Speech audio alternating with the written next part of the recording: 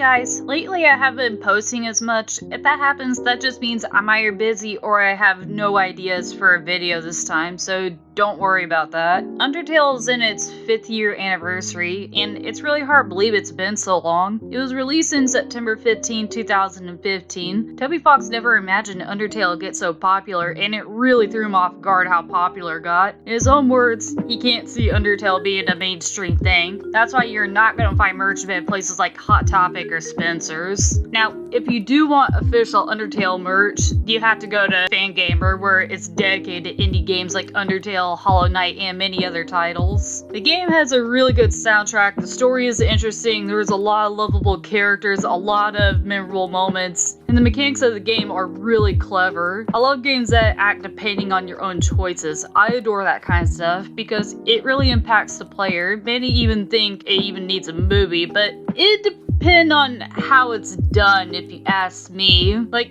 if it was like in a Don Bluth kind of like style, heck yeah, I'd watch it. There's a crap ton of AUs which a lot of people find annoying, but Undertale is a kind of game that is really interesting to think about what it'd be like if things are different in their universe. Some of my favorite being Underfill, obviously, Underswap, Error Story, and Nightmare Story handplates, the Exhibit, and Undertale. I like Glitch Tale too, but I'm honestly really behind. I need to catch up on that soon. But I have been hearing a lot of updates, and that one of the newest episodes is super dark. And please don't drop spoilers in the comments for me. I'm behind as it is. Don't spoil it for me. Now, I didn't get into Undertale until 2016, and as much as people really don't like Linguini's parody of the genocide run and felt it was too out of character and too mean, that's actually what got me into Undertale, believe it or not. Watching it made me curious about the game, so after I watched that parody, I did research on it, and once I was able to, I purchased the game and played it, and I got hooked. I couldn't decide who my favorite character was for a while. For a while, I was leaning more on Gatster. I was not sure how to write Undertale fix, so my first one was pretty bad because I didn't know what I was doing, but I was still trying really hard to stay true to the source. My first Undertale OC was a skeleton monster named Dolphin, where she wore a wig and she didn't use magic, and she also had a thing for Gatster, which I ended up calling my Gatster Gatsy and gave him a backstory where he never fell in the void because he quit to be a full-time dad to his Sans and Papyrus, because in this story he was related to them. I know it's not confirmed if Gatster is really related to Sans and Papyrus or not. It just depends on the author and the artist. My second one was another Gatster who I originally named Puppet Master Gatster, where he could use you like a puppet with his magic, and he got super obsessed with Gatsy and captured him in his Sans, who was 17 or 16 at the time. Several people loved Puppet Master Gatster and wanted to see more of him, but a family member of mine did not like him at all, and I asked her why she didn't like him because I was curious why. Her reason was she felt like Puppet Master Gatster was a rip-off of Error Sans, and I had no idea who Error was at the time, but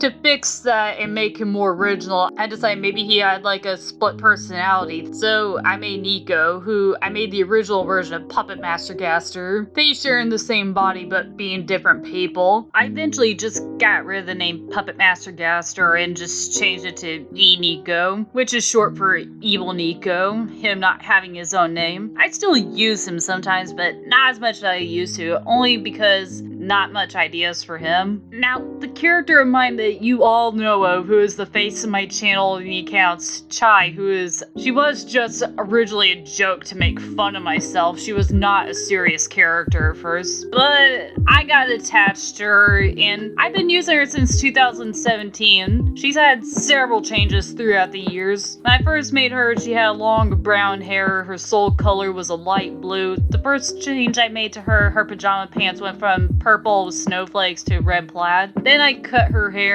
I was originally doing her hair to changes depending on what I had currently going off my hair, but as an artist, I'm not as active as many other Sans fangirls, so a lot of people didn't know that. Then people kept assuming Chai isn't our Frisk aged up, no matter how many times I explained she's not. So to make it stop, I just dyed her hair red because I dye my hair red sometimes anyway, and I just left it that way. But sometimes I do do draw her when her hair isn't dyed or cut. The whole thing people assuming she's Frisk hasn't happened too much nowadays, and more people know that that's Chive. For real though, it's actually kind of rude to assume any character with brown hair with the Sans is instantly a Frisk, so please do not assume. Another design change I made to her, she went from a Batman t-shirt to just wear the waifu shirt, because that's based off a shirt I actually bought at a convention, a mini Comic-Con convention, but in my hometown called SpaCon, and the person who owned the brand Wear the Waifu was there, and he had like a little deal going on. If you put on the shirt in front of him, you'd get like a little bit of a discount. That's what I did. And I like the shirt so much, I took a picture of it and asked if I should make that Chai's new shirt, and people like the Wear the Waifu shirt so much that they said yes. So that's what I did. And if I draw in that, I just don't draw pants on her and draw like black and red or black and pink like stockings on her, just because like I clarified if she's not wearing pants and it's just in her shirt and stockings, it's just because she's home, she's not leaving the house, so it's just more comfortable for her. Yeah, she's been through a lot of changes, and actually the red heart necklace is actually that was actually a gift from her Undertale Sans. With that, it actually has a little bit of his magic. That way it'll be easier for him to find her if she's in danger or something. He could talk to her with his magic through her mind that way. The necklace is actually really useful. I didn't become the Undertale Sans fangirl you all know until 2017. I had no idea which Sans I was gonna put Chai with. Originally it was with Nightmare's normal prince form before he ate the black apple. Then it was with Swapfell Sans, who I call Raspberry. It's the design with the blue eyes and the red scarf and gloves. I thought about making a regular Sans too at one point. I just couldn't decide. I honestly didn't really like Red too much at first, because when I was new to the fandom, the most popular version of him made him look like some abusive lover and just likes women for their bodies, and I wasn't a fan of that. But I did eventually learn that's not how he really is. It just depends on how the author or how the artist wants to make him. As time went on, I leaned more on Red,